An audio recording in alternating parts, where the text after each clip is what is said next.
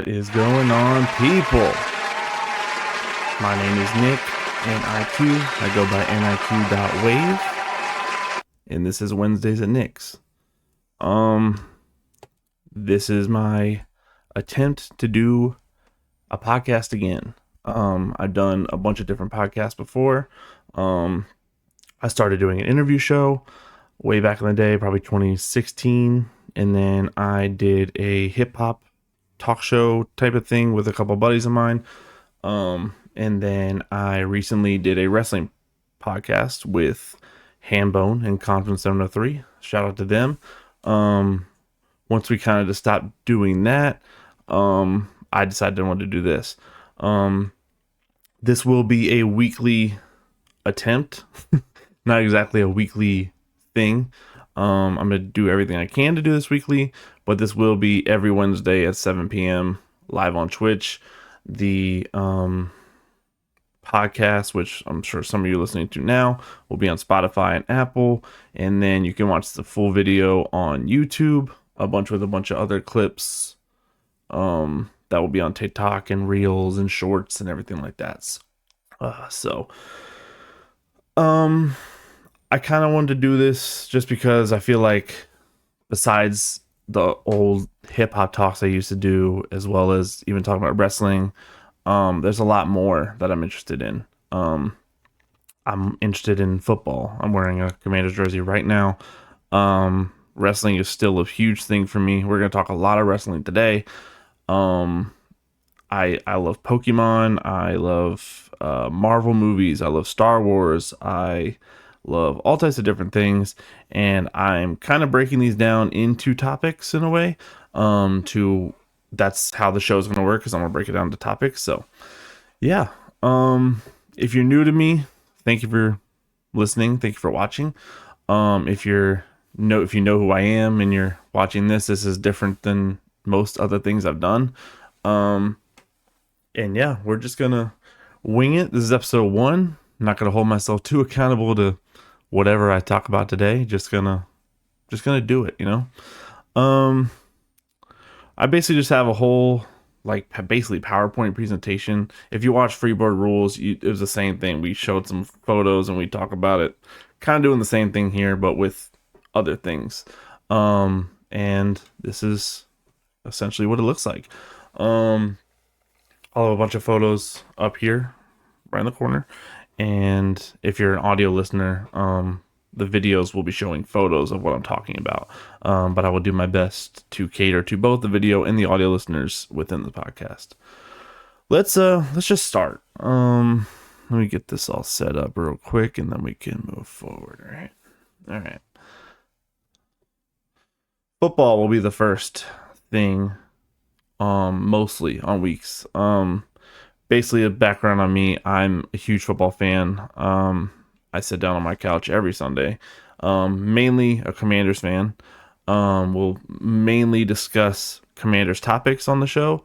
But I will talk about anything. There are some non-Commanders topics here. But yeah, I'm a huge football fan. I've been a Commanders fan my whole life. My family was Commanders fans. Obviously there were Redskins fans back in the day. But now that we're Washington fans, we're Washington fans. So, basically, this is a section for football. I don't know what's happening. All right. Let's start with the NFL season is 58 days away. The season will officially start on Thursday, September 4th. I'm really excited for that. Between February and August is basically the worst time of the year, because there is no football. I've always been a huge football fan. I used to be a Commanders season ticket holder. I was a season ticket holder for 2 years.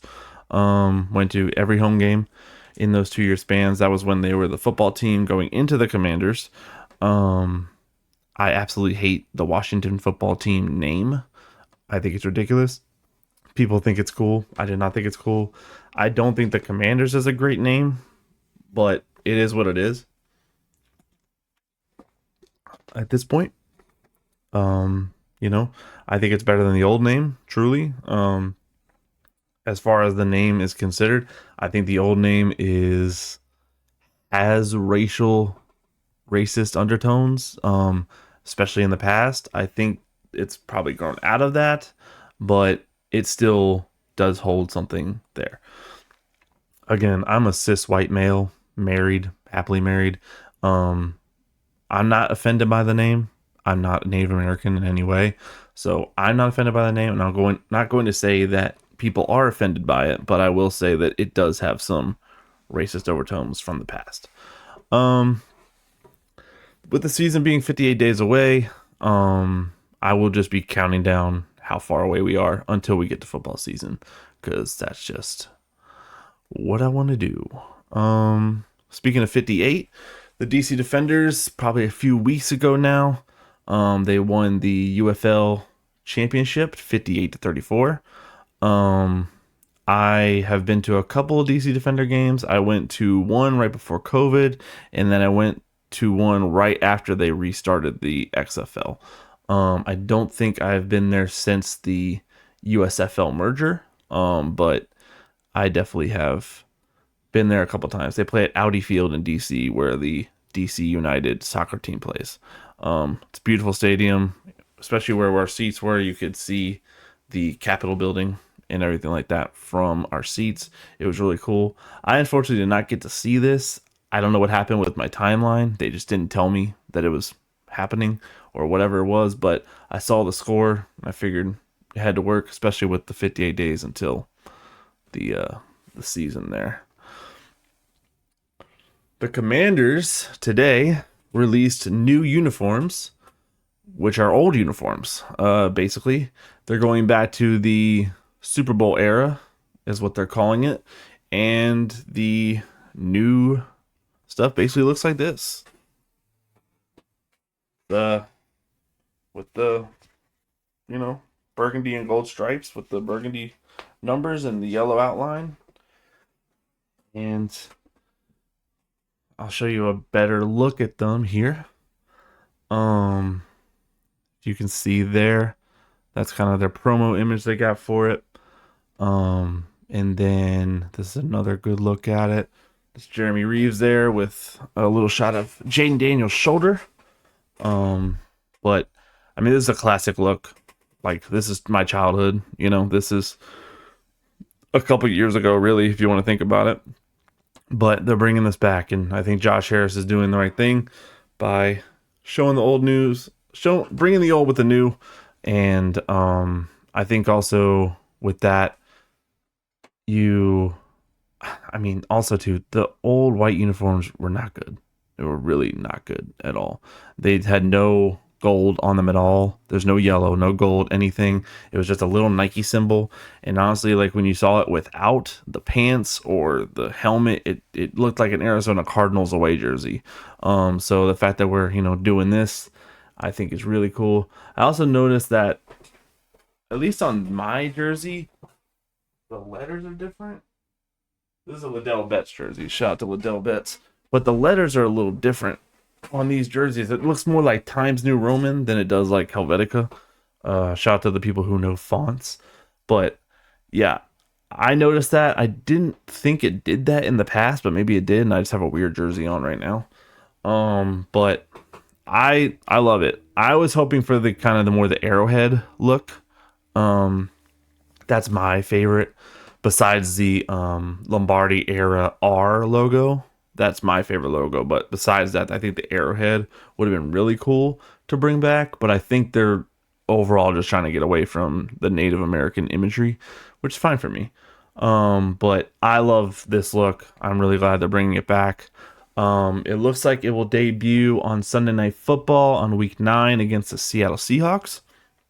And then they're going to do it again on Sunday Night Football against Denver, and on Christmas versus Dallas, which I think is really cool.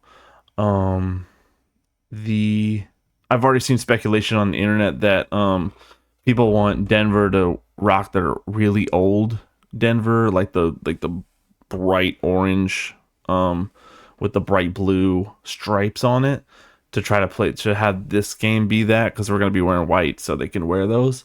I think that'd be super cool. Not really sure if that's what Denver's gonna do, but I think that'd be really special to do. I'm excited about this. Um, I can't wait to see it. Week 9 is a hell of a long way away, but apparently, the pre-orders for these type of jerseys will be available. I want to say they said September, and then you can get them by November. So it would come by the time the games would start, which is really cool. Um, what else is on Le Docket? Let's see here. Commanders fans, Washington, Adam Peters, Josh Harris, Dan Quinn, Cliff Kingsbury, whoever's in charge of giving people deals in the Washington building needs to listen to this right here. Please pay Terry McLaurin whatever he wants. I honestly feel really bad for Terry McLaurin in the fact that he's finally gotten a quarterback that is decent, that can do anything, and this quarterback's actually really good. In Jaden Daniels. So the fact that now at this point it feels like he may not be a Commander come a couple weeks from now. And I really hope I don't have to come back on this podcast and tell you that Terry McLaurin is no longer a Commander. I really hope that's not the case. Lock him down for 3 years, 4 years, 5 years, whatever it is. And I mean, at this point, you could pretty much make it guaranteed. That's my opinion on it. I don't know the semantics about stuff like that, but that's what I want to happen. That has been the face of our franchise forever. It's not been a great franchise forever, but he's been the one to shine out. You've had John Allen's, you've had even Tress Way, if you're really looking deep into it. You've had, Chase Young, but he's gone. You've had a bunch of other people, Trent Williams, but he's gone too. Like, this is the mainstay. This is the staple in Washington. He needs to be here, especially if it looks like we're going to get really close to another Super Bowl again this year. Please pay Terry McLaurin. Please pay Terry McLaurin. What else is next? Aaron Rodgers told Pat McAfee that he is likely leaving after this NFL season. This is interesting because Aaron Rodgers used to be one of my favorite quarterbacks. And as of late, I have not been a huge fan of his. I think he's a little pretentious. I think he thinks he's better than he really is. I mean, again, at one point in time, I think he was one of the best. I liked him more than Tom Brady when they were both in their prime, in my opinion. I really liked him a lot better. I thought he could do a lot more than Tom Brady, even though Tom Brady was winning a lot more. I thought he could physically himself do a lot more than Tom Brady ever could. But he's just not that guy anymore. I mean, he's 40 years old at this point, 40-something years old. He thinks this is it. He just got traded to the Steelers or got picked up by the Steelers. I'm not sure if it was a trade or not. But it's just a 1-year deal. He explained to Pat McAfee that is kind of what the deal is there. Go out, please. Go out on a high note. Don't, carry this on forever. Just move on, And that's all I really want for you, Shout out to the comment section, by the way. I'm not really looking at the comment section. I am streaming this live if you are listening on the podcast. But shout out to Khan is in the chat right now. Appreciate that. But yeah, I am streaming this live every night on Twitch at Wednesdays at 7. And I'll be doing that every week as much as I can. And then you can catch the whole video on YouTube and Spotify, and then catch the podcast on Apple Podcasts. Let's see what else is going on here. What else we got?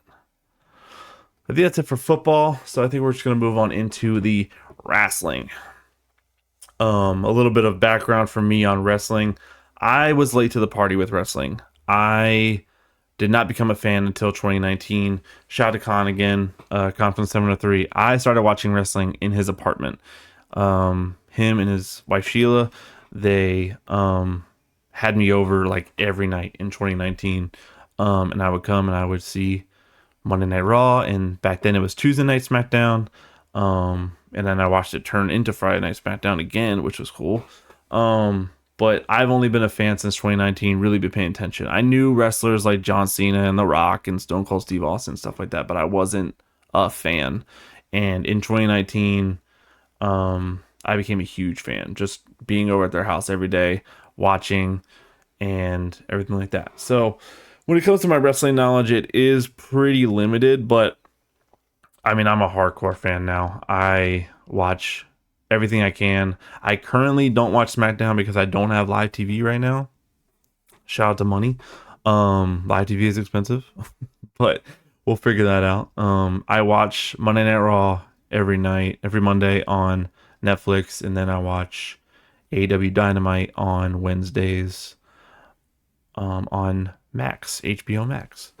Let's see what we got for the wrestling topics. The list of injured WWE superstars right now is a long one. I believe this was a list from maybe a few weeks ago, so maybe some of these people are not exactly injured currently, but I know Tongaloa had just come back. I don't think Tama Tonga has come back. Bianca Belair, Otis, Chad Gable, Drew McIntyre, Kevin Owens, Liv Morgan, Ilya Dragunov, Dominic Mysterio, Zoe Stark, Big E, Rey Mysterio, Apollo Crews, and of course El Grande Americano. Gag. Chad Gable is definitely injured still. Drew McIntyre is listed for Saturday night's main event this weekend, so I don't think he's injured anymore. El Grande Americano is, I guess, not Chad Gable right now, which is funny. But it is what it is. This seems to be a recurring theme with wrestling in general, where it, like, when one person gets injured, it feels like 10 people get injured. It sucks. It's a weird phenomenon. I just, it's something in the air, something in the water. I don't know what it is, but it's odd in my opinion. And it's just one of those things. It's one of those times again where there's a bunch of people who are injured. These are just WWE people. I did not know about AEW.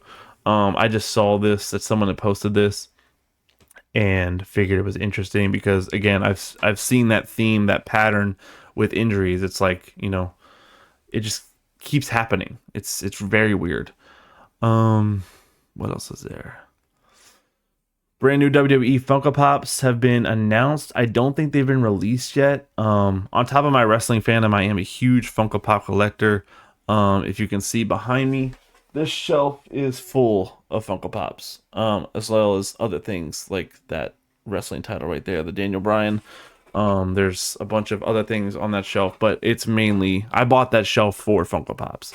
And there's a whole stack of them right here, and it's a lot. The habit is very expensive. The hobby is very expensive, but it's also a habit. So on top of that, I am a huge Funko Pop collector.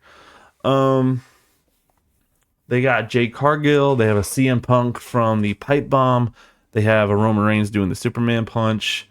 It looks like that's Damian Priest on the ladder. And then they have DX with, the New Age Outlaws, excuse me, Road Dogg and Billy Gunn. Interesting that they picked Billy Gunn because usually they kind of stay far away from people who are in AEW. I know he's retired now, but still he was the AEW guy for a while there. It is what it is at this point. We'll talk about more about WWE and AEW's dumb shit later. Shout out to Hambone real quick. He's in the chat. What up, Hambone? What up, everybody that's in the chat? What up, everybody that's watching live? I appreciate you. Let's move on to the next topic. AEW has plans to introduce women's tag team championships. The company created them a year ago and have been ready to use them since. Seeing that tagline, shout out to Drainmaker. I follow him. He's a good follow. He has good news on Twitter. He's just a good follow. I'm not understanding why AEW would make tag team championships a year ago and have not used them in any sort of way. This logo above it makes me think that there is some sort of tournament happening. I haven't seen any news about that. I could be behind on something like that, but as far as I know, that they have these championship belts. This is not what they look like. This is just the men's belts that were just added to this graphic here. And then I'm assuming they're going to use them soon. I think it's a good idea. I think if you're going to have men's tag teams, you should have women's tag teams, especially with, in my opinion right now, could be a hot take, but I think women have been carrying wrestling for a couple years now. Excuse me. I think women have done a lot better, and I think women have to do a lot more and be better in order to get the same spotlight that I think men in wrestling have, men in any sport have. And I think they've really been doing a huge job. We'll talk about this later, but I'm very excited for Evolution, in all women's WWE PLE. But that's coming up later. What else is next? Reportedly, WWE has issues with The Miz hosting American Gladiators that features AEW talent. As far as I know, Wardlow and Camille are the only two people in American Gladiators, but I feel like there are more. And The Miz is hosting it, and apparently WWE has issues with that. And that's really annoying, because WWE is just so weird about AEW. I mean, I get it. They're the direct competition and everything, but to go out of their way to just be upset about The Miz doing something that has really nothing to do with WWE at all. It doesn't have anything to do with wrestling at all. This is just a, like, bodybuilding, stamina contest. You guys have seen American Gladiators. You know the deal. And it's not a wrestling thing. If it was a wrestling thing, I could probably understand maybe mingling with the competition is a thing, but not when it has nothing to do with wrestling. On top of WWE's business that really has nothing to do with them at all, they've been asking for Happy Gilmore 2 trailers that don't include MJF. MJF plays Happy Gilmore's son in the movie, I believe. I can't wait for this movie to come out, by the way. Because I think it's gonna be really good. Me and my wife actually just watched the first Happy Gilmore. She had never seen it, and I forgot how good that movie is. It's wild to watch in 2025. I'll put that there. But yeah, WWE asking for trailers that don't have MJF in it is wild. I did actually see on this previous Raw that they did show Happy Gilmore 2 trailer. The connection there with that is that Monday Night Raw is being shown on Netflix, and then Happy Gilmore 2 is currently a Netflix movie. And they don't want to show MJF again with the whole AEW not showing the competition thing. I think it's annoying, honestly. I think it's really just annoying, petty power moves that are just kind of frustrating to hear about. I mean, it hasn't really affected me anything. Like, if I saw a trailer for Happy Gilmore and MJF wasn't in it, I wouldn't be like hurt by it or anything, but I just think it's annoying for them to just be like, we don't want to see MJF on Netflix on Raw. Like, it's really dumb. But that's fine. I'm not gonna rag on WWE and AEW or anybody really. I just think stuff like that's stupid.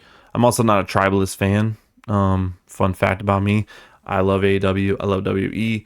I think they go for different demographics when they do their shows.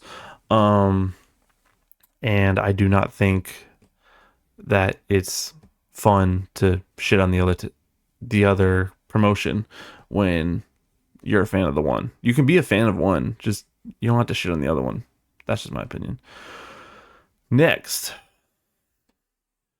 So this is where wrestling blends in with movies in the topic, especially with this week. There's a lot of wrestling / movie topics that kind of blend with each other.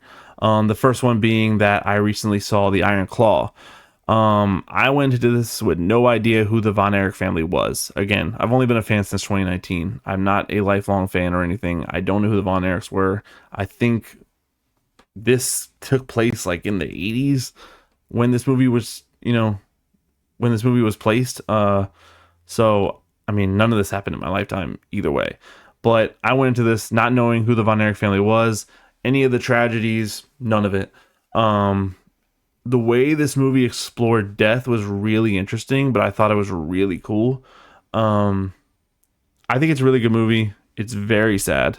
If you don't know the Von Erich family, just know that it's sad. I wish I had someone had told me that this movie was going to be sad before I watched it, because I was not expecting it to be sad. I thought it was going to be a cute little wrestling movie, to be honest. But yeah, it was really good. I was not expecting it to be that good, but I liked it a lot. I'm also a huge Jeremy Allen White fan. As well as Zac Efron's been really good in his adulthood as well. Um, More movie news with wrestling. Jason Momoa and Roman Reigns are in talks to star, but they have actually been confirmed to be starring in the Street Fighter movie. There are this cast is absolutely stacked. With Roman Reigns, I believe he's playing Akuma. I'm not a Street Fighter person. I don't know anything about Street Fighter. I was more of a Mortal Kombat person when it came to street fighting games or fighting games. But Roman Reigns being in this movie and playing what I'm assuming is going to be a pretty big role alongside Jason Momoa is really cool. On top of that, they got Cody Rhodes to play Guile. I'm assuming that's how that's pronounced, Guile, in the Street Fighter movie. So you got Cody Rhodes and Roman Reigns both in it. Again, super cool with the wrestlers in the movie there. I'm very excited for the Street Fighter movie. Gonna take a quick pause from Street Fighter to tell you that this next section is my movies and shows section. In this section, I will be going over movies that I've seen recently or shows that I'm currently or have just watched. I'm currently watching a couple different shows right now with my wife and by myself. And then we just watch movies a lot. So I'll be giving movie recommendations as well in this segment. Back to Street Fighter. 50 Cent has also been cast in the Street Fighter movie. He'll be playing Balrog. Again, not sure if I'm getting the pronunciation right. But Roman Reigns, Cody Rhodes, 50 Cent, all in the movie. I believe there's other people in the movie. Hold on. The next is the cast list. There it is. 50 Cent, Orville Peck, Cody Rhodes, Jason Momoa, Roman Reigns. That is Andrew Schultz, the podcaster, playing somebody. David Dalsmachian is also a prominent actor that I've seen a bunch of things from him. They will all be in the Street Fighter movie. So I'm very excited for this, even though I know nothing about Street Fighter. I think it's going to be super cool, just based on the cast alone. The Secret Life of Walter Mitty is my movie recommendation of the week. If you have never seen it before, Ben Stiller plays a man named Walter Mitty who daydreams a lot, and he starts to fall for a girl from work and has trouble. He's working at a failing magazine, and he is working with a photographer that is like super like high profile, and he has to like travel the world to get to this photographer. Really beautiful movie. Ben Stiller, same people who created Severance, created this movie. Wonderful movie. That is my movie recommendation of the week. Jennifer Aniston will be playing Jeanette McCurdy's mom in I'm Glad My Mom Died.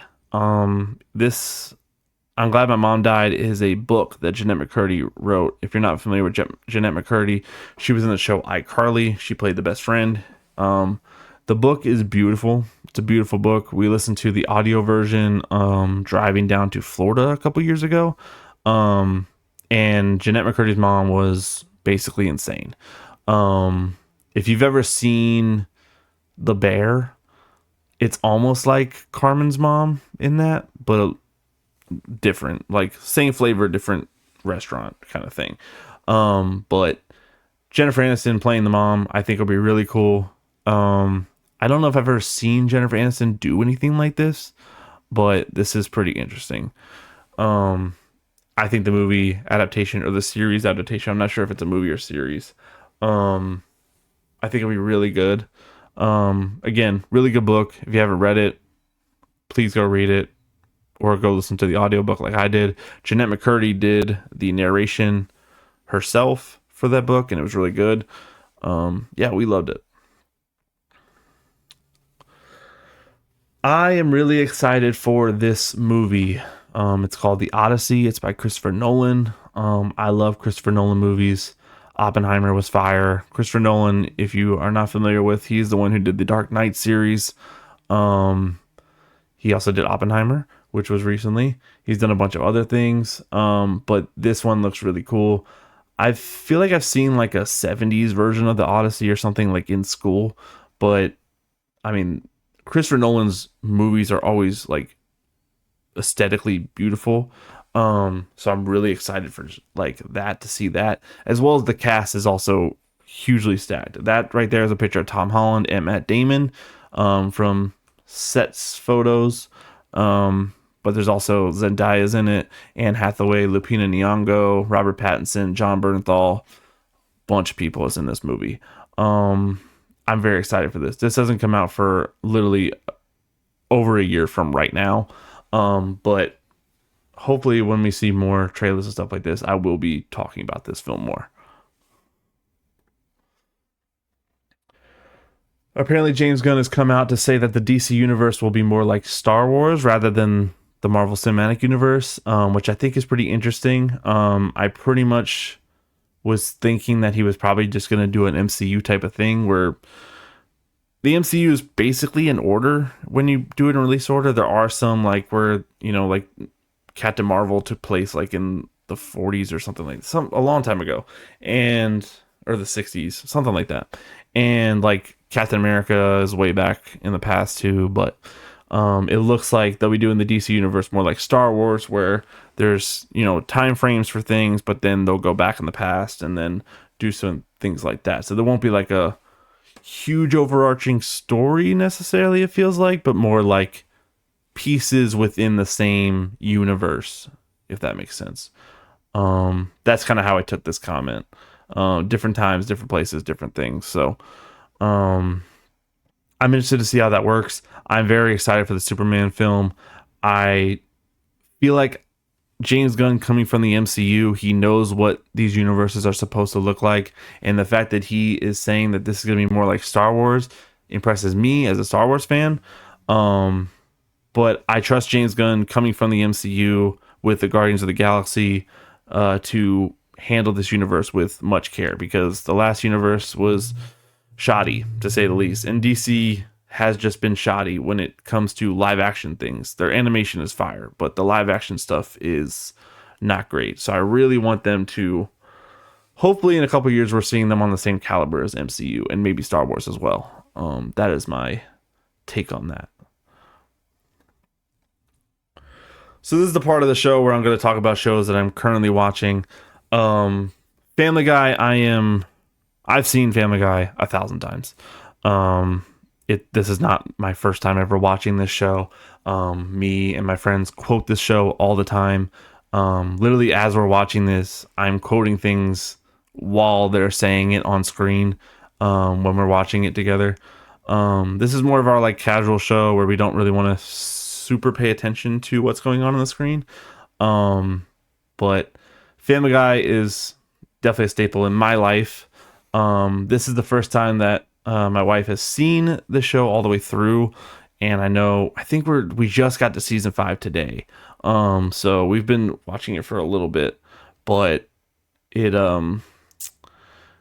we're just getting started. I know there's like 30 seasons, but we're just gonna keep watching it. We're watching it like passively, pretty much. Like whenever we're like eating dinner, we'll just throw on a couple episodes or something. But this is we don't want to do much show, pretty much.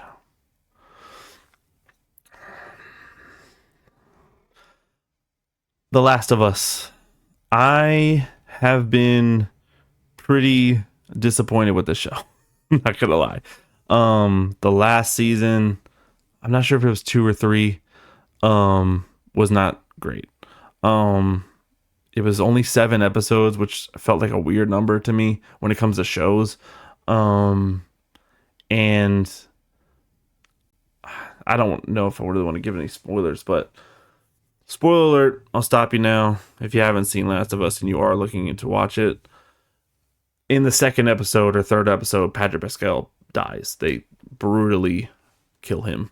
And they kind of do some, flashbacks to him and his character and stuff like that. But other than that, it's like whatever. It just was a weird show. There wasn't the zombie aspect of it was almost non-existent. There was some action, but it was more between Bella Ramsey and her characters and some other characters between them and the antagonist of the show, which I've never played the video game before. I really liked the first season of the show. I couldn't wait for these next few seasons, but honestly, I'm not sure how I feel about watching the show moving forward, because I know they're doing another season and they're basing it off of the other character that's in this show, not necessarily about Bella Ramsey's character. I don't know. I just got really disappointed when I saw that show. I'm not gonna lie.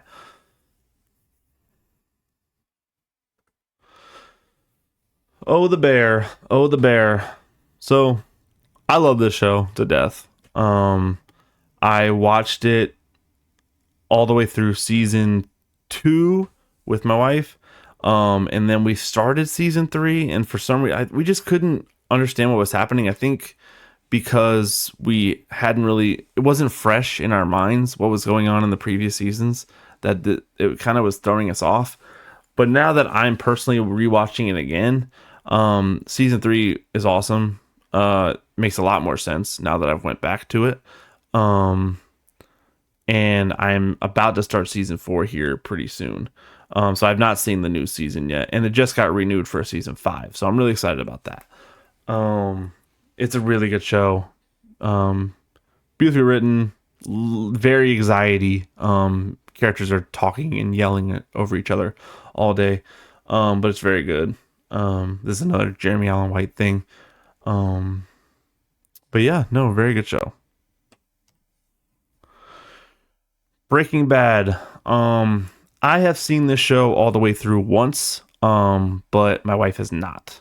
And so I'm trying to get her to watch it after years of her telling me that she probably would never watch it.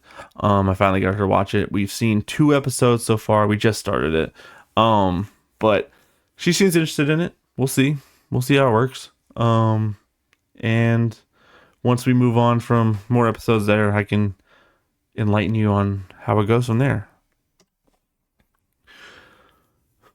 I've been getting her into Breaking Bad, and she has been getting me into Harry Potter. I had seen, when I was a kid, I saw the first one. I had not seen, I saw the first and second one, excuse me, Chamber of Secrets and Sorcerer's Stone. And then somehow randomly, when the last one came out, the part 2 one came out, I saw that in theaters with people. I don't know. I don't understand how I got dragged to that. Because I didn't understand any of it and I hadn't seen any of them. But I am watching them now. These are the 3 that I've seen recently. 3, 4, and 5. I'm loving it. I'm having a good time with it. I can't wait to watch the rest of them. This leads into the next topic, which is that there is a Harry Potter series being casted, and they have found their Hermione, Harry, and Ron. The kid in the middle is Harry, and then the kid on the right is Ron, and that is Hermione. They look good. I'm always when it comes to casting, especially reboots, I'm much more worried about the visual aspect of it when it comes to casting. If you don't kind of look like, or the character kind of throws me off a little bit. Unless you just completely change like the race or something of the character, then that's fine. That's cool with me. But if you're gonna, get the person, I want it to be pretty much what it's supposed to look like, especially when there's a book or if it's a live, like a biopic thing. I want it to kind of look like the person that they're trying to portray.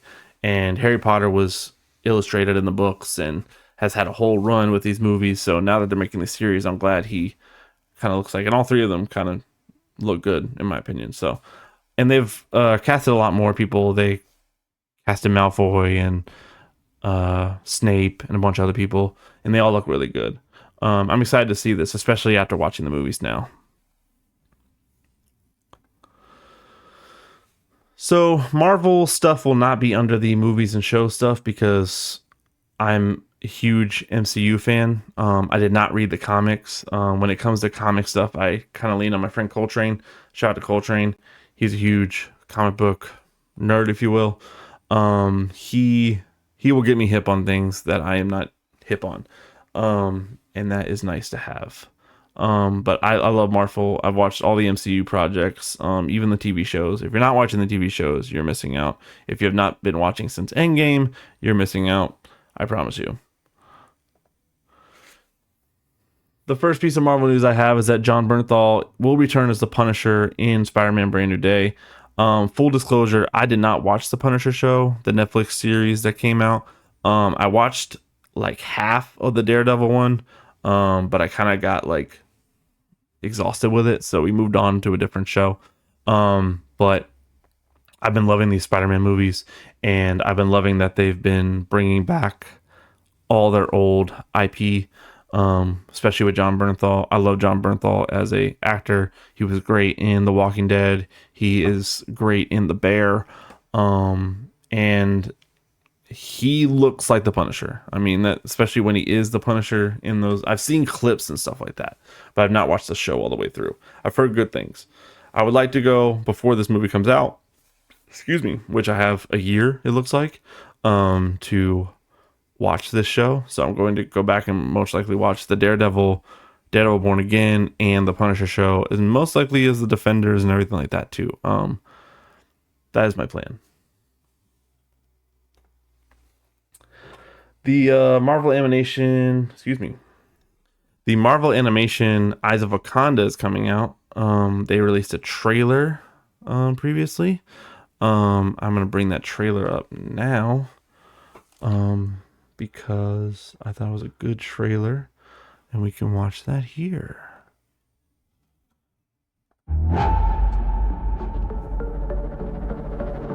Wakanda. I was not expecting this to be animation either, which is really cool. Kingdom. They're using like the what if animation. Many secrets.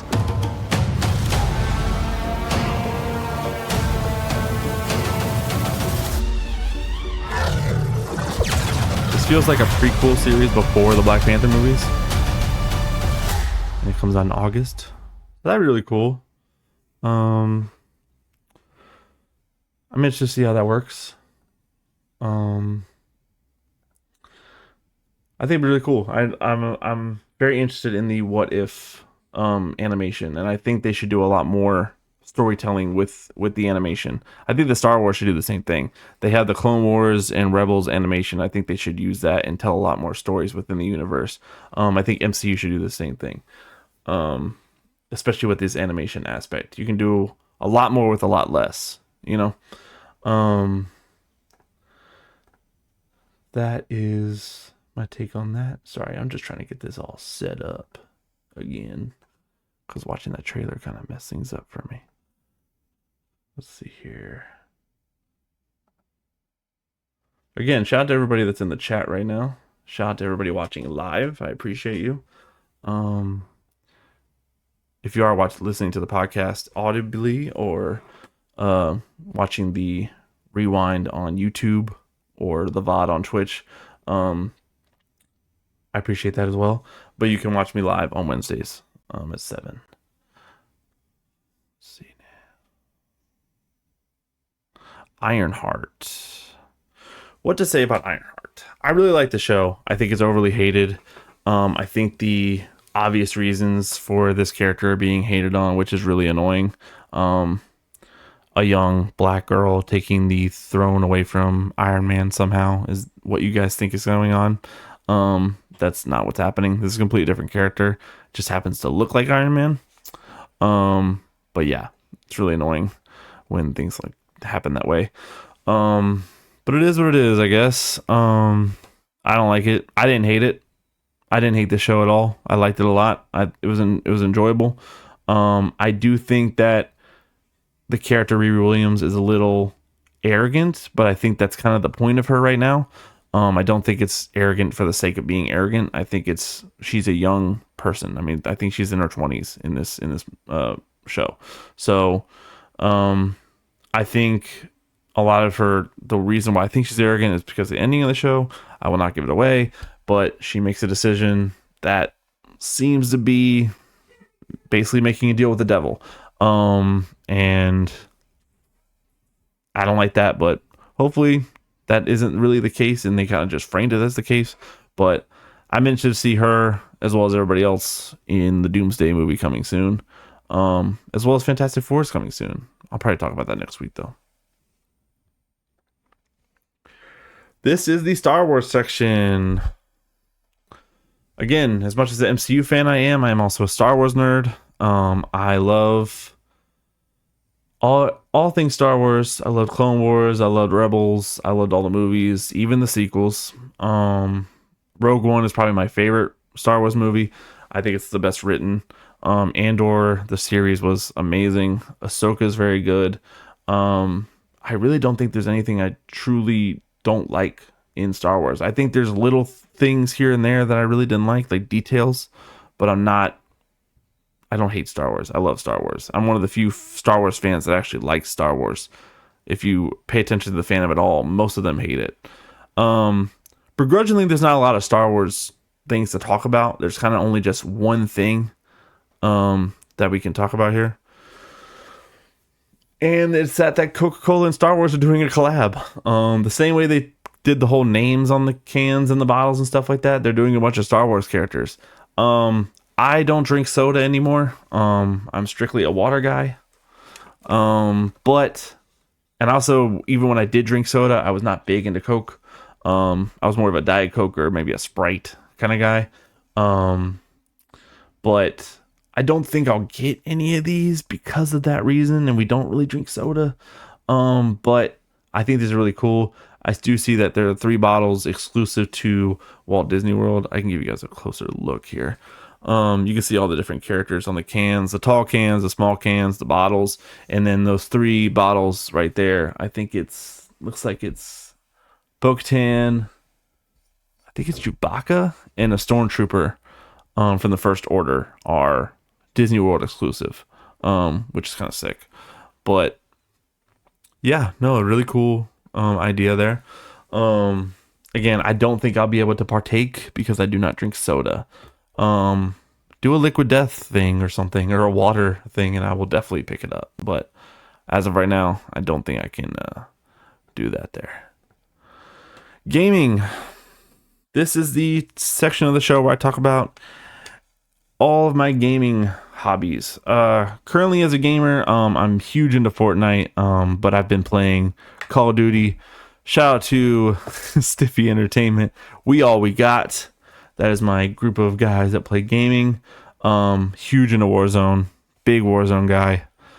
And so I'll be talking about all things Call of Duty, Fortnite, as well as any other shows. I've been games. Excuse me. I've been playing a little bit of Splitgate. I'm getting back into Rocket League. I used to be huge into Rocket League, but me and my boy just decided we're gonna get right back into it. I love gaming. Gaming is one of my things. You'll probably see a lot more gaming on the Twitch channel. And then I also have a gaming TikTok that I post a lot of clips on too, which I might start uploading more of those up to YouTube, I think. But let's see what's going on in the gaming world. Fortnite has a new game mode called Blitz Royale, and it is fun as a motherfucker. I'll tell you what. Every game is 5 minutes. 5 minutes or less, literally. And I mean, you come down, it's the same battle royale, but you come down, you get it's a mod, some type of mod. I think they're called boons or something. You get one of those each time you land, and then you can get more as time goes on. And there's only like 40 people on the map. It's amazing. I've had a lot of fun with it. Again, I'm still playing a lot more Call of Duty than I am Fortnite right now. I was big into the Fortnite Star Wars season, huge into that. Was playing that, I feel like, every day. And with the new season, I just haven't been playing all that much. I'm playing a lot more Call of Duty. But this mode has been really cool. They've been talking about making it permanent. I really hope that's the case because they've got the regular Battle Royale. They got the new Zero builds, which isn't new. It's a couple years old, but I'm a Zero builds person. They got the OG, the Reload, and now they have the Blitz. I think it's amazing. I hope they keep it around and make it permanent. Along with that, the Fortnite is doing a U2's collab. If you're not familiar with U2's, it's basically like Funko Pops, but they kind of look like bobbleheads. My wife has a couple of these. I'm not big into collecting U2's, but I know there's not a whole lot of Fortnite Funko Pops, so this may be interesting. Apparently, they dropped on July 4th. This is an old tweet that I have in here. And then they'll each have a code for an item in Fortnite. So I think that's really cool. By the way, shout out to iFireMonkey. If you ever want Fortnite news and leaks and stuff like that, that's a good follow. But yeah, again, I'm not sure if I'm a huge fan of getting U2s, but if they look really cool, I wouldn't mind picking a couple up. Yeah, I think it's really cool. Music. I talked about this in the early portion of the show. I used to talk a lot of hip hop on one of my old podcasts. I don't really follow hip hop or any sort of music really a lot. I follow like Complex and stuff like that, and stuff like that keeps me up to date, as well as my friends will keep you up to date on things. And I'll hear news and bits and pieces and stuff like that.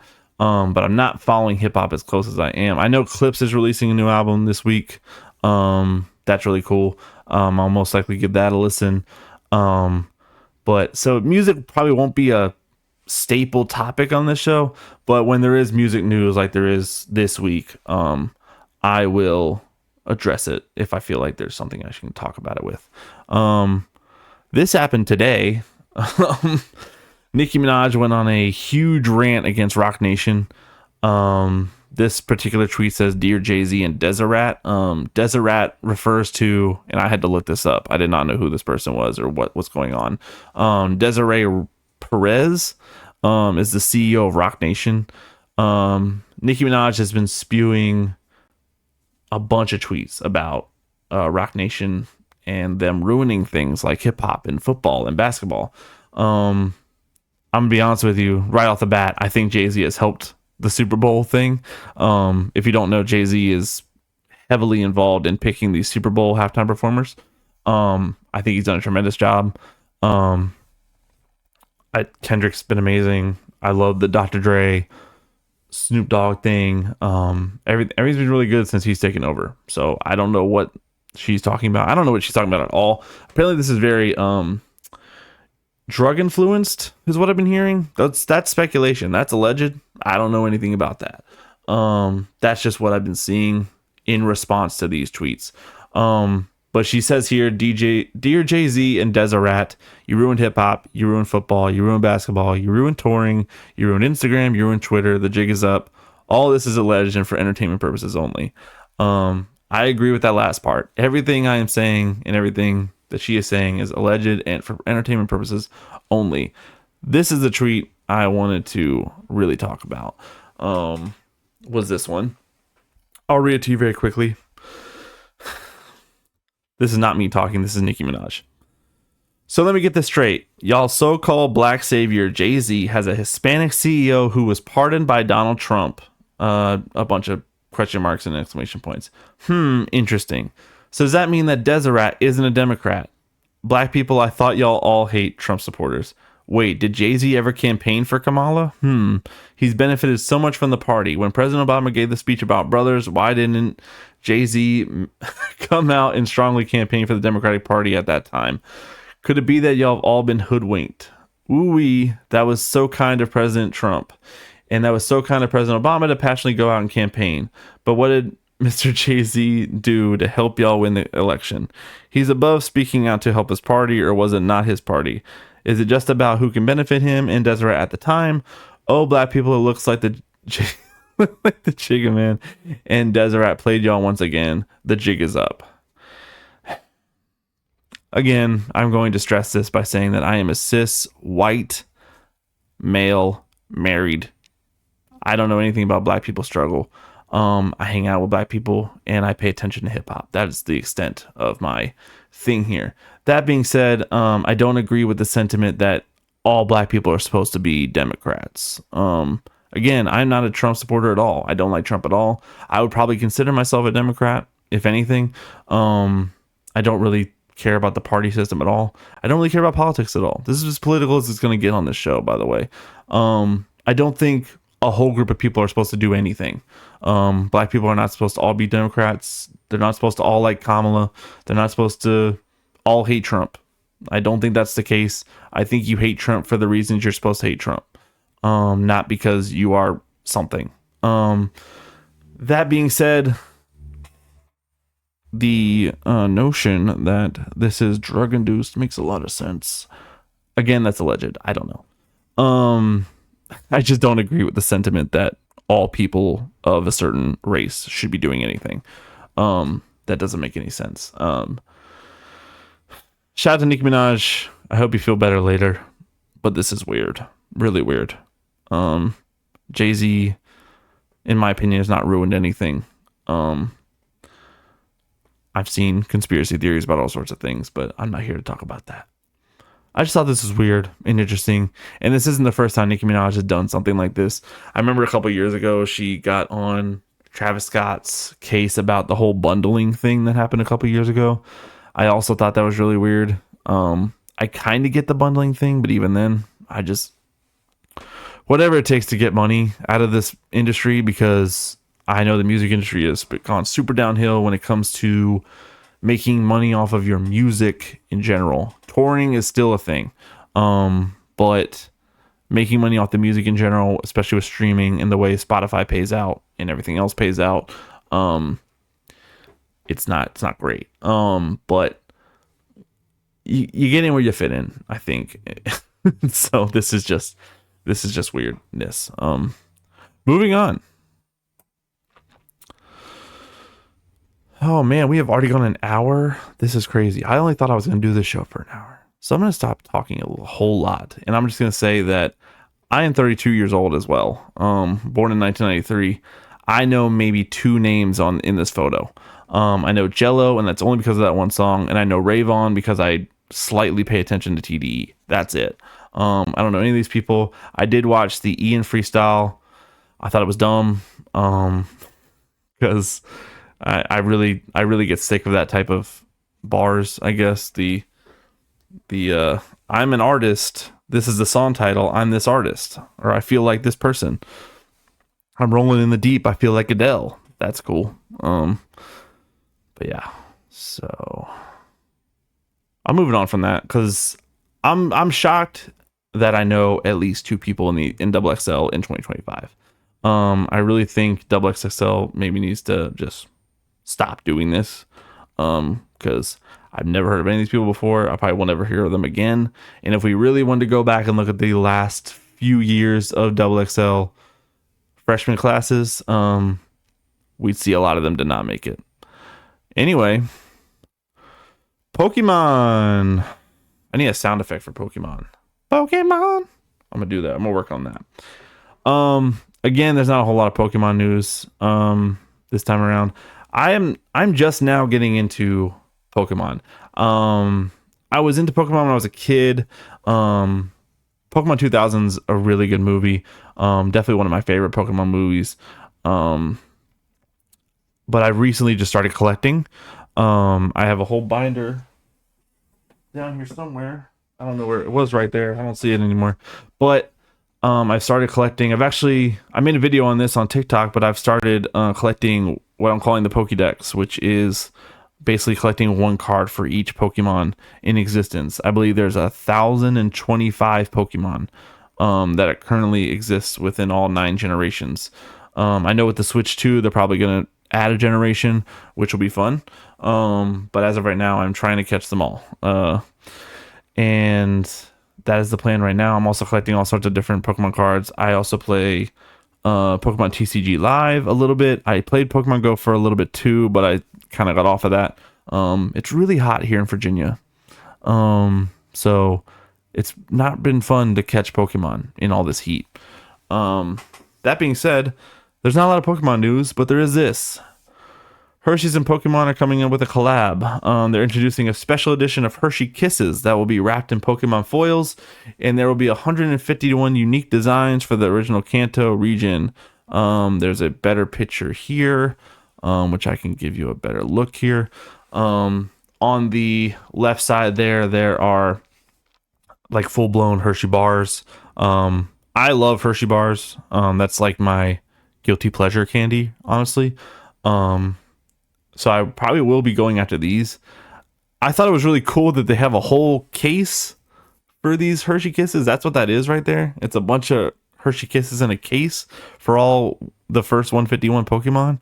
I think that's really cool. I don't think I'm going to be collecting those because that seems like a lot of money.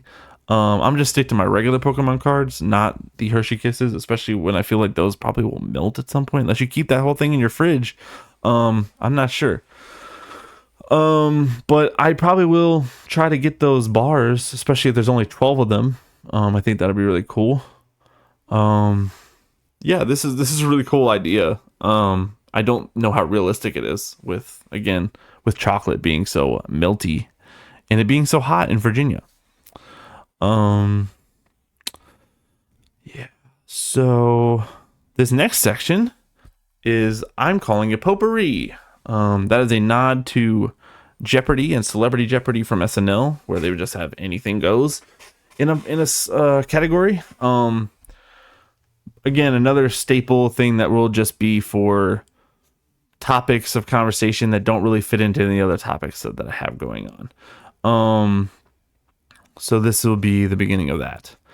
Chuck E. Cheese is introducing adult arcades called Chuck's Arcade. There's one standalone one that's in Kansas City, and then there's about 15 locations within malls all across the U.S. And I believe the one in Kansas City is the only one that actually serves pizza. The other ones do not serve pizza. It's strictly just an arcade. I think this is really cool. This reminds me of Dave & Buster's. I kind of hope that's kind of where they're leaning. It seems like the mall locations are strictly just arcades, so they're not really doing the whole Dave & Buster's thing. But I think these are super cool. Yeah, I'm super interested in this. Hopefully they open one here in Virginia, or maybe if I come down to Florida or something, I can see one.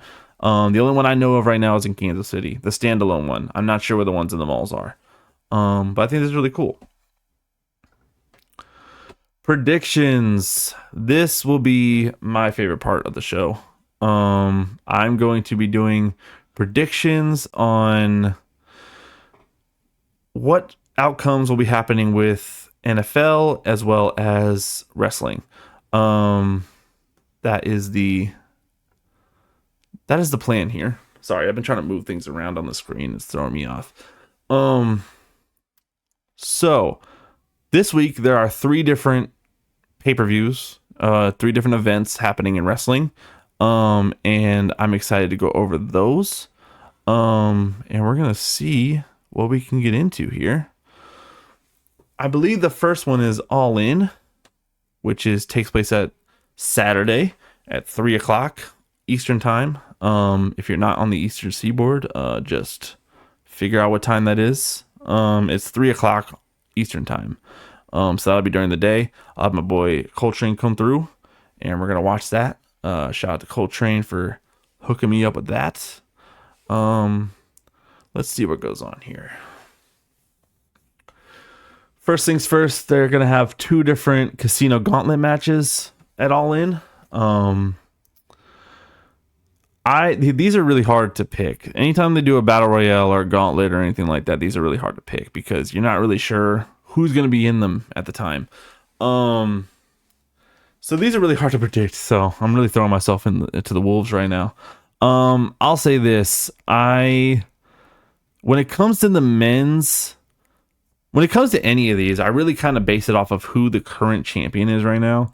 Currently, the women's champion is Toni Storm, but I'm almost certain that Mercedes Moné could take it at All In. They also have a match, and I'll talk about that later. I could easily see maybe like a Chris Statlander taking this. I think that's where my head is when it comes to this. I think Chris Statlander will be the one that kind of comes on top, and I think she could face Tony or Mercedes.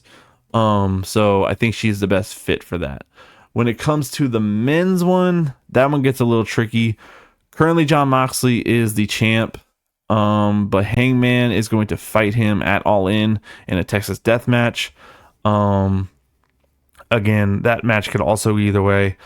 If I'm looking to someone who could face either one of them that isn't on the card already, I mean, even someone like Nick Wayne is on the card still, so it's like not even like that. Like, but I really don't know, dude. I'm gonna take a shot in the dark and say it's Anthony Bowens. I really like Anthony Bowens, especially when they got him away from the Scissor Gang. They I did not like Max at all. Well, I liked him at first, but then he started to get really annoying, especially on social media. He was really annoying. And so Anthony Bowens is going to be my pick for the men's just because I feel like he could really use a push, and I would like to see them push him. That's not guaranteed or anything. He may not even be in the match. Same thing with Chris Statlander. Neither of them might even be in the match as far as I know, but we'll see how it turns out. My vote for these two is Chris Statlander and Anthony Bowens. The next match is Adam Cole versus Kyle Fletcher for the TNT Championship.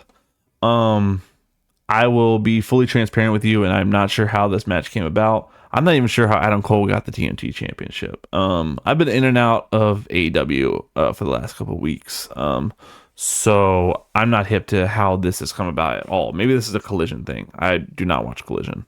I'd like to, but I would rather be doing things on my Saturday night. Respectfully. That being said, Adam Cole versus Kyle Fletcher, I would just kind of assume that Adam Cole retains this. There's definitely a world where Kyle Fletcher, I mean, I feel like they've been pushing him a lot. So there's definitely a world where Kyle Fletcher gets it. But I'm going to just take the safe route here and say that Adam Cole hangs on to it. The next match here is the Patriarchy versus Jet Speed versus the Hurt Syndicate in a 3-way tag team championship match. Again, I don't see Jet Speed doing much here. I think it'll be a really good match. This could easily be like a match of the night type of thing. I don't have the Patriarchy winning this at all. Jet Speed could be like an upset, but I think the Hurt Syndicate will most likely be the ones to take this here. So, whoops. We got All In. Did I move twice? I did move twice. All right. If you hear me typing, by the way, I am typing in my answers. So that way I have a whole spreadsheet of my predictions, and I keep track of these. So I will have a full-blown like wins and loss column thing going on at the end of the year and stuff like that. What did I pick? I picked the Hurt Syndicate. That is who I picked for that. All right. Swerve Strickland and Will Ospreay versus the Young Bucks. I'm easily giving this to Swerve and Ospreay. I really like both Swerve and Ospreay right now. I think Will Ospreay is probably my favorite wrestler right now. Again, begrudgingly not watching a lot of AEW, but I'm getting back into it, especially after this pay-per-view. Yeah, I think Strickland and Ospreay got this. This isn't for a title or anything. This is just them fighting. I believe there's some sort of stipulation with this. Yes, if Ospreay and Strickland lose, they cannot challenge for the World Championship for a year.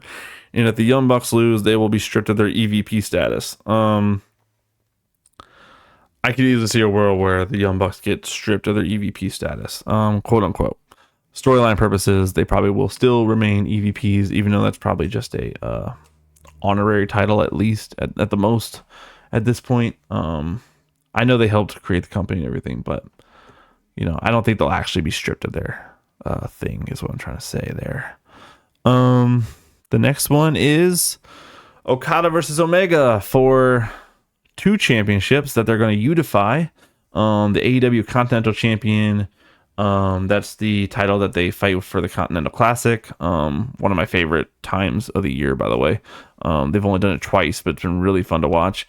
And then the AEW International Champion. That was previously the All Atlantic Championship. Orange Cassidy held it for a long time. And yeah, they're going to unify that. The belt is going to look like this. And they've already announced this. This is the look at it. But yeah, I'm excited to see this match. I think this will be a really good match. I know they've had like a history. If I'm the person betting on this, I feel like I'm betting on Okada, to be honest. I know Omega's the guy and everything, but it's just like I feel like it's almost like he's on a halfway retirement run at this point. I know he just came back from injury and everything like that, but I honestly think he's not really doing a whole lot, especially in the main card picture. I know this isn't main card, but I'm taking Okada on that. That's the title again. Toni Storm versus Mercedes Moné for the AEW Women's World Championship. I'm honestly taking Mercedes on this one. For the simple aspect that I think they're really giving her a lot of belts and they really like her. But I think Toni is almost bigger than the title right now in the company. Maybe not in wrestling, but as far as the company goes, I feel like she is easily one of the best characters in the company. I don't think she needs that championship to be the best character, to be the best in the division right now. I don't think Mercedes necessarily needs that either, but she's already the current TBS champion. And giving her, and I think she'd be the first person to have both in the company, would be really sick. And I think they like her a lot, and I like her more now than I did as Sasha Banks. I never hated Sasha Banks or anything. I just didn't really see a huge appeal on her. But I think Mercedes now is a lot better. So I'm gonna give this to Mercedes. This will most likely be the match of the night, if I'm being honest. That's probably a cliche pick because it is the World Championship and it is a Texas Death Match. Which, if you know anything about Hangman and Texas Death Match, him and Swerve had a banger a year or so ago. And that was amazing. Jon Moxley is also a bleeder. So this is really gonna go crazy. Probably going to be one of the most gruesome matches we've ever seen, to be honest. Maybe even topping him and Swerve that one time. With that being said, I don't think Hangman's going to get this. I think they're going to keep this on Moxley. I kind of at first thought they might give it to Hangman, but I mean, at this rate, I feel like Moxley's the guy right now. Still, I'm not necessarily understanding why. I love Jon Moxley. I just don't see why he is the guy right now when they could be pushing, again, like an Anthony Bowens, or whenever Darby Allin gets back, they never put the world title on him. Anybody in that potential could be there, and they still have Jon Moxley there when he was like the second or third champion or something like that. So I still think it's going to be Moxley. I would love to be wrong, but as of right now, that's kind of where I'm seeing it at. Moving on from AEW, we have WWE.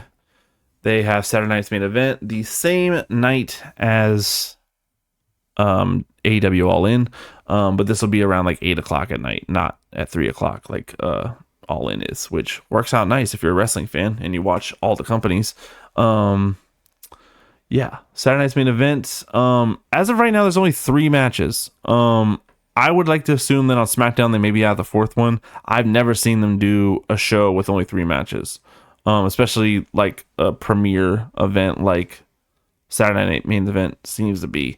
That being said, we're just going to go over the 3, and if there's more, then I'll add more. But other than that, as of today, there's only 3. The first one being LA Knight versus Seth Rollins. This match feels like it came out of nowhere to me. I'm not sure what really. I know Seth Rollins has so many things going on and so many beasts with so many different people that I'm not really sure why this is happening. I'm down for it. I think we're kind of squeezing too much juice out of LA Knight, if you're asking me.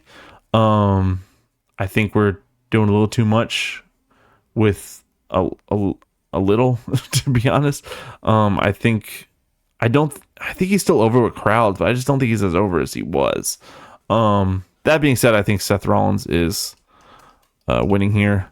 I do not think LA Knight's going to beat Seth right now. I think they need Seth to look good because I'm assuming he's going to cash in on one of these boys here soon and either get the World Heavyweight title back or cash in on somebody for either John Cena or whatever for that title. And he's currently got the Money in the Bank, so I think they want to keep him looking good. Also, Seth Rollins, Braun Breaker, Bronson Reed, and Paul Heyman are like one of my favorite almost all-time groups right now. I think they're just great aesthetically, and they're just beasts. All three of them are beasts, and I love seeing them. Randy Orton versus Drew McIntyre. I've been paying a lot of attention to Seth Rollins because I've been watching Raw. I am not watching SmackDown. Again, I don't have live TV. I'm strictly watching Raw on Netflix. So I've not been paying attention to SmackDown at all. I'm not sure what's going on and how Randy Orton versus Drew McIntyre even came about. I'm assuming Drew McIntyre came out of injury because we were talking about that earlier. But I'm not sure how this happened. But here we are. That being said, I think Randy wins this. I would maybe agree if you said that Drew probably needs this win more. But I think Randy wins. The main event, the topic of the town, is Gunther versus Goldberg. Goldberg is retiring. This is his retirement match.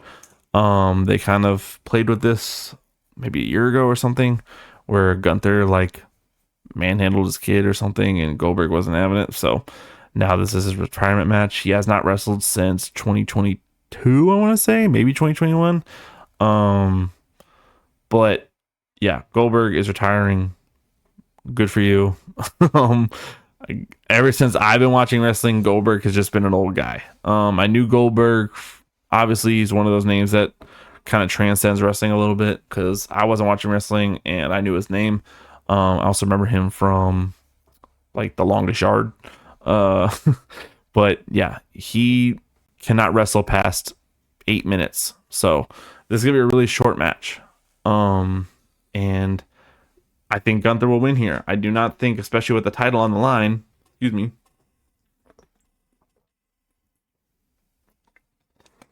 I do not think with the title on the line that Gunther will lose this title right now. And Goldberg's going to win and then go retirement and then have the World Heavyweight Championship. I just don't think that's going to happen. This is the last match. This is it for Goldberg. That is it. Yeah, and that is it for Saturday night's main event.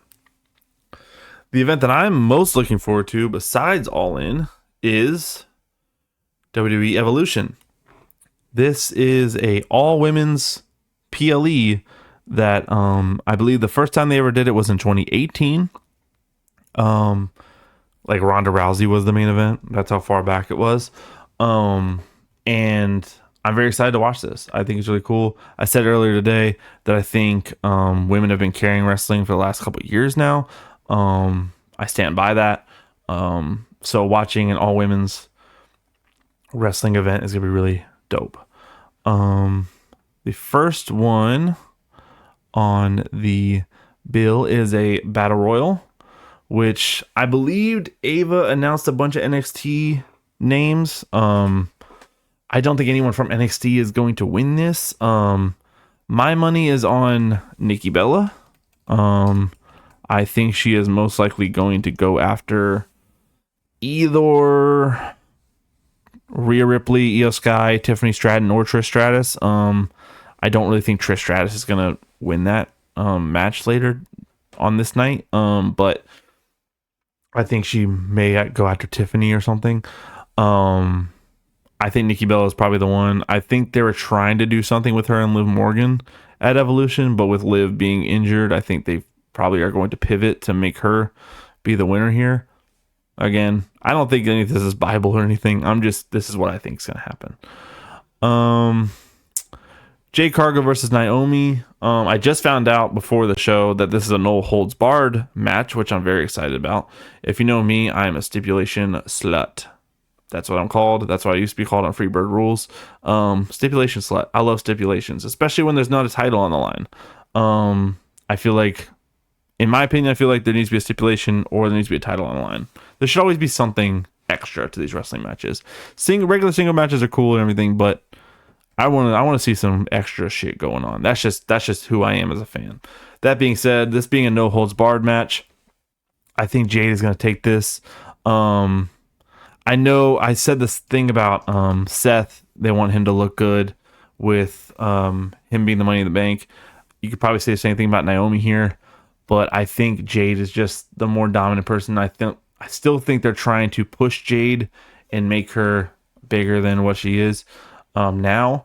I like Jade a lot. I loved her in AEW, and I like her in WWE. So I think Jade's going to hold on to that. And maybe we see a Bianca return. That'd be cool. JC Jane versus Jordan Grace. I'm not familiar with JC Jane. I'm not familiar with NXT a lot. Again, I don't have live TV. I do not have the CW. I do not have a way to watch NXT currently. I know I could watch a streaming site. I don't like those streaming sites. I like to watch on TV. That being said, I don't know much about JC Jane. I do know a little bit about Jordan Grace. Excuse me. I know when she came from TNA. And now she's here. I could easily see this being a Jordan Grace night. Again, if you know more about JC and you know that she could definitely retain, that's cool. I don't know that. I'm going to assume that Jordan is the one taking this. Fatal 4-way tag team match at Evolution. We got Raquel and Roxanne, the current champions. Alexa versus Charlotte. I'm not sure how that tag team came about, but that's cool. I'm assuming that's a SmackDown thing. The Kabuki Warriors, which I saw their reunion on Raw. That was really cool. And then Soruka and Zarya. That's the NXT tag team. I am going to sit on the fact that I think Raquel and Roxanne are going to retain. And here's why I say that. I think they're trying to build a story for when Liv comes back. And what I mean by that is that I think they're going to make Raquel and Roxanne basically best friends. And they're going to essentially make it so when Liv comes back that they're like best friends and they're freaked out. And there's going to be a whole thing probably started between either the three of them or Liv and Raquel or Liv versus Roxanne. One of those three things is going to happen. But I think that is the play here. I don't know much about Alexa and Charlotte to really say they're going to win it. Kabuki Warriors could win it, but that's like a just give them the title thing. Just throw them the title. Just throw them a bone thing. I don't think that's the case, especially with them just getting back together literally 2 days ago. And I don't know much about Soruka and Zarya to say that they're going to take it, especially if it's the women's tag team, like main card tag team titles. I don't think people from NXT are going to get that. I've seen it before, but I don't think it's going to happen. I think Raquel and Roxanne are going to retain. It's going to start a whole best friend thing, and they're going to have Liv come back and be in trouble for that. The triple threat with Lyra Valkyria, Becky Lynch, and Bayley for what title is this? It's the Intercontinental Championship. That's right. Becky is currently the WWE Women's Intercontinental Championship. The champion, excuse me. This three-way could be match of the night.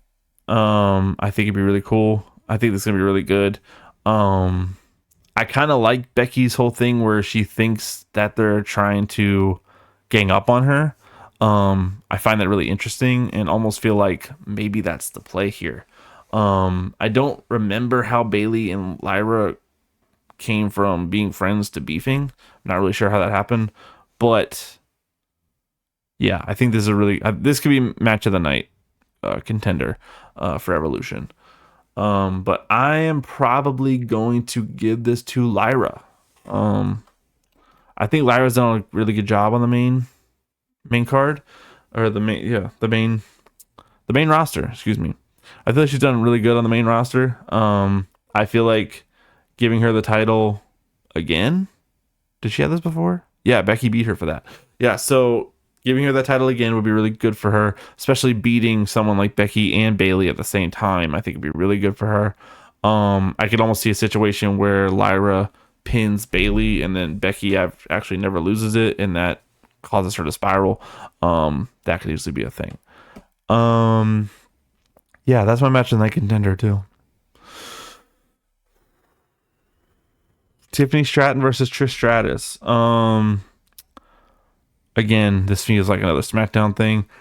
I don't know much about why this is happening. But I remember like a picture they took of the two of them wearing matching outfits. That's it. That's all I know about these two. I don't know why they're beefing. I don't know anything.